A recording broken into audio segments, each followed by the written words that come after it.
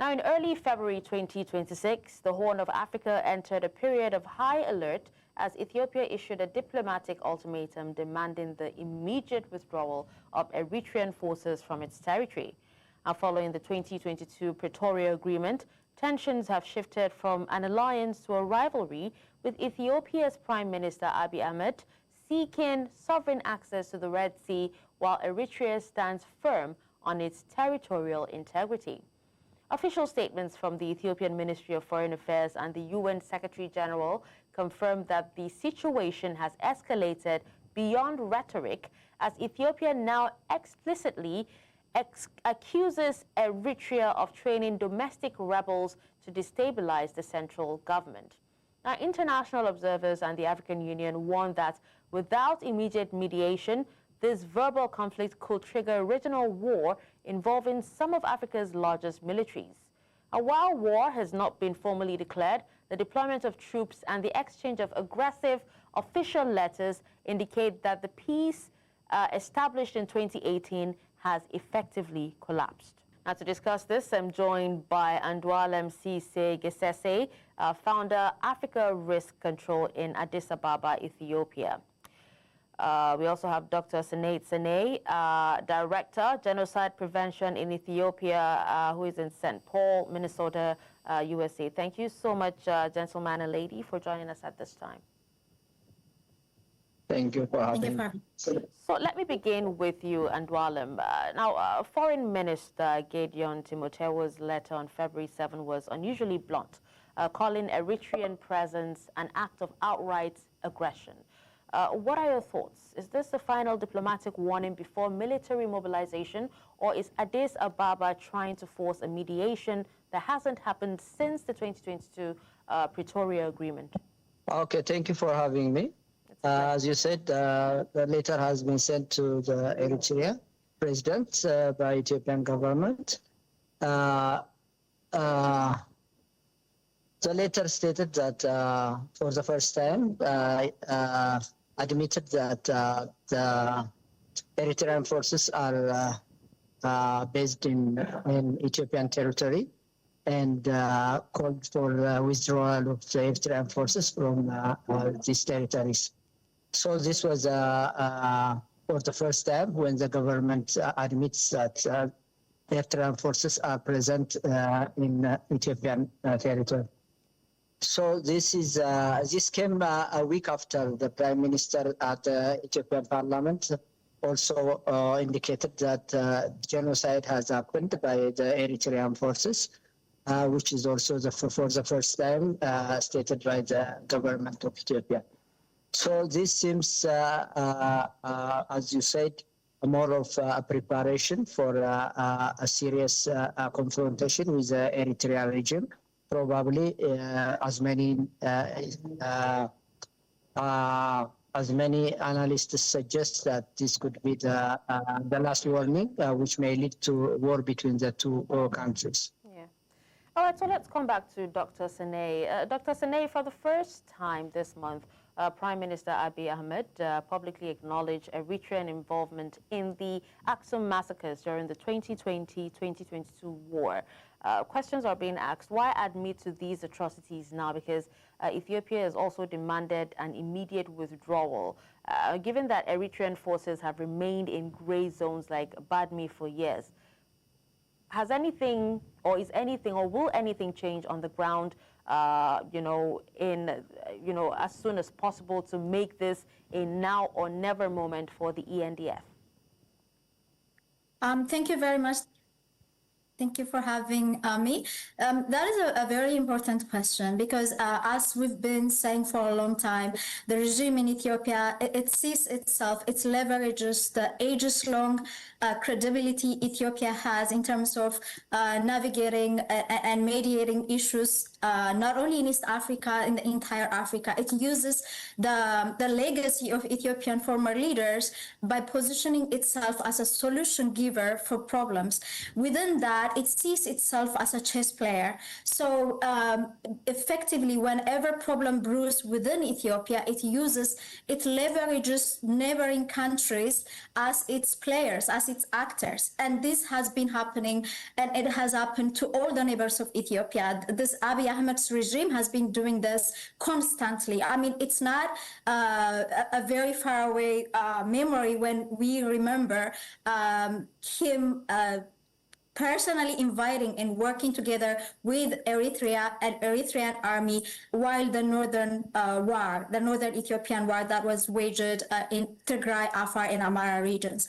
So this is not breaking away from the norm. This is actually what the regime does normally. We shouldn't forget that within the parliament's speech that he made while preparing for the war in the north, that's November 2020, he has personally invited the Sudanese to invade the border with their border with the Amara region of Ethiopia. He literally said, please kind of take care of that part of the border while we deal with the war in the north. Yeah. So this is an act of using neighboring countries in order to cover up all the problem that is boiling within Ethiopia. Ethiopia is becoming fast a failed state. There is almost 3 regions are out of control at the moment: Tigray, Afar, and Amara region.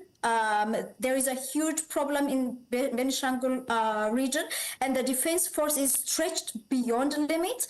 Therefore, internationally, in order to increase its credibility, what it does is it kind of passes on all the blame that was on the Ethiopian National Defense Force that he personally commanded. He's the commander-in-chief, we shouldn't forget, into transferring all that blame into the neighboring countries that he brought into the conflict. So this is not breaking from the norm. This is the usual externalizing of the problem they have by kind of passing on these huge crimes that have been that they have been accused of by huge multilateral organizations like the UN, by international human rights organizations like by the Amnesty. That is what's going on right now. All right, so let's hear what Andualem has to say, because you did talk about, using neighboring countries. Andualem, Ahmed has reframed sea access as an existential survival issue for a nation of 126 million, with 90% of trade still flowing through Djibouti. Now, reports also indicate, that Egypt recently signed deals to upgrade the port of Assab for warship berths.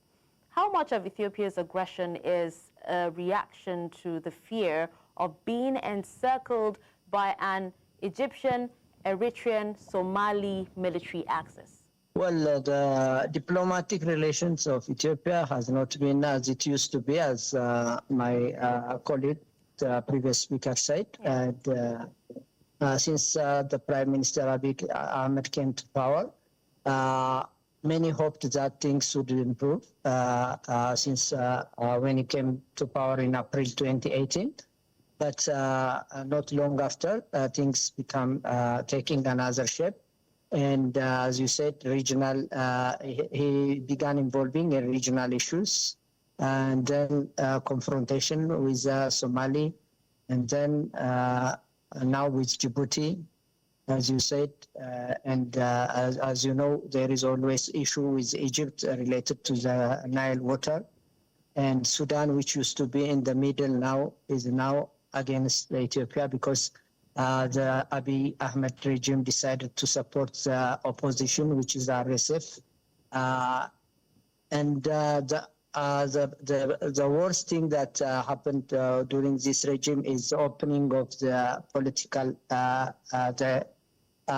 independence of the country to a foreign nation, specifically to the UAE, which is very dangerous. And now, yes, the UAE, as we know, is now kicked out of Yemen, and its alliance with Saudi Arabia has ended. And now they are starting to battle in the Red Sea area. So the Sudan opposition is supported by UAE, which the government of Ethiopia is also supporting. And as a result of that, Saudi Arabia, which is the foil now to the UAE, is on the Eritrean side. And Egypt, as you said, is also has been always supporting oppositions of Ethiopia because of this Nile water issue. And as you said, there are a lot of miscalculated steps done by the Prime Minister Abiy Ahmed administration when it comes to foreign relations. And it's going to cost the country a lot, in my opinion, if there is no tangible solution. Internal conflict, as we know, is also happening here and there, and it's not yet resolved. Now the army is moving from some parts of Asmara region is being mobilized, according to reports, in the northern part, which some fear that war with TPLF and Eritrea is imminent. So things are not going very well in terms of diplomatic relations with the neighboring countries, and overall the regional situation is very deteriorating. Okay. All right, now let's speak to Dr. Senait. Speaking of things not going well, Ethiopian police claim to have seized thousands of rounds of ammunition sent by Asmara to domestic rebels. Is there hard evidence that Eritrea is actively fanonizing the conflict to keep the Ethiopian army pinned down internally? I think that is the go-to narrative that the government go to whenever who they label as rebels, who in fact are the people's resistance who are sick and tired of genocide, war crimes, and forced starvations. This has been a narrative that has been ongoing, that has been claimed, whereas the government itself hosts officially oppositions of Eritreans, and now, as you can see, it's aligned to the RSF. So, I mean, usually, countries that are not well being positive to the opposition of the country that are against politically supporting or giving media support, this always exists. I haven't seen any actual tangible evidence about tactical support, because we do know, especially the Amara resistance is very locally supported. The entire people have been giving, supporting, feeding the fighters. On top of that, there has been a huge evidence, as shown by the International Red Cross organization itself. There has been a lot of ANDF army, being taken over by as prisoners of wars by the Amhara Fano fighters themselves. So a lot of the ammunition, the RPGs, etc., or the heavy artillery that they use actually comes from the Ethiopian National Defense Force itself as they lose battles. Now, what I really want to comment on is, I mean, I agree what the previous speaker, Mr. Andualem, said on a lot of how the government is really brewing chaos across the region, with the involvement of Egypt, Eritrea being at odds, and then lately, Djibouti has even sent a drone and actually carried out a military action in Afar region. So you can see it two ways. Either he's miscalculating, as the previous speaker said, the facts are there, the way they are analyzed and described, but we can also see the other way. He probably is actually brewing conflict, inviting chaos, because this regime it got to a point where it cannot rule over Ethiopia. So plan B is to move it into balkanization. When they installed this ethnic-based federalism, like in the early 90s, the whole idea is it's a bunch of separatists that were allowed to rule the country. So if they're not allowed to carry it over, keep on ruling it, the next best option is to brew all kinds of chaos so that just like how it happened in Yugoslavia, so that they can build the nation state that they were vying for. So as you can see, the trend, the way it has been very positively interacting with some neighboring countries, as with Eritrea, and the way it switched, they switched really quite quickly, and how they were actually liaising with the brand side of, in Sudanese conflict, and all of a sudden, practically because they want to or they don't want to, because now they are completely beholden by the UAE government because of all the, the support, the military support they have been getting, but also intentionally have been supporting the RSF, which is a huge concern for Ethiopians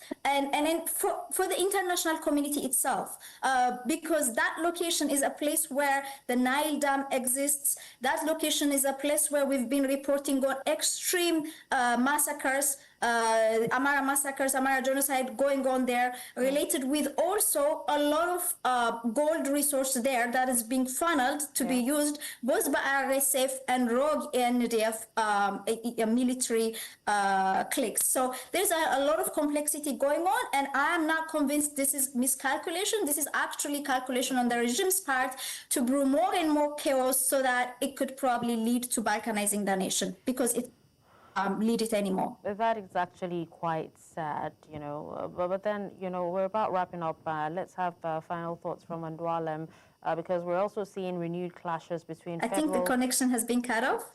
Okay, Andualem, he's not with us? Yes, I'm still with you.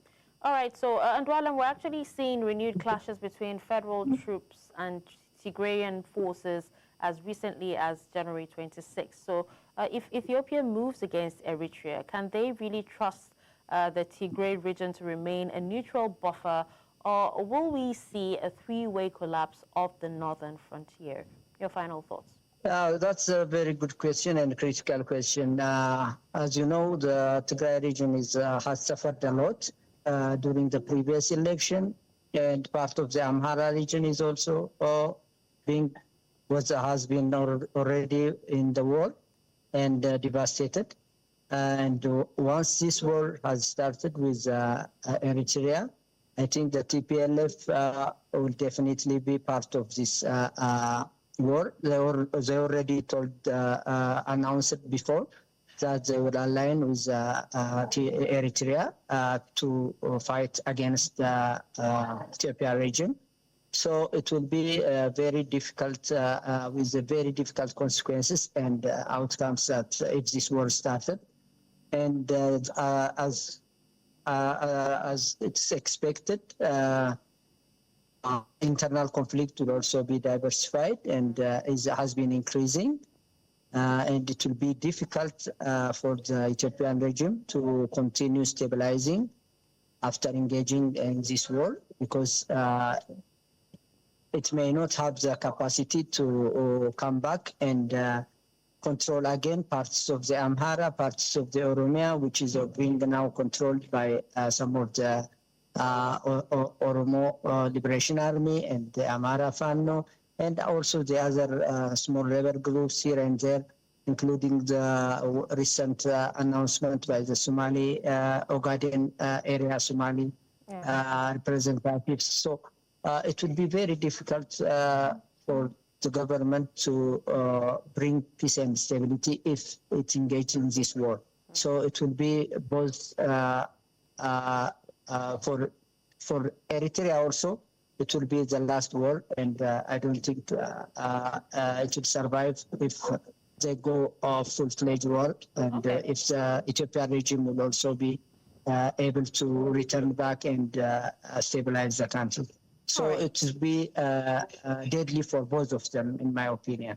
All right, I really wish we had more time to speak on this, but sadly we have to wrap up. But thank you so much for your expert's opinion on this particular issue.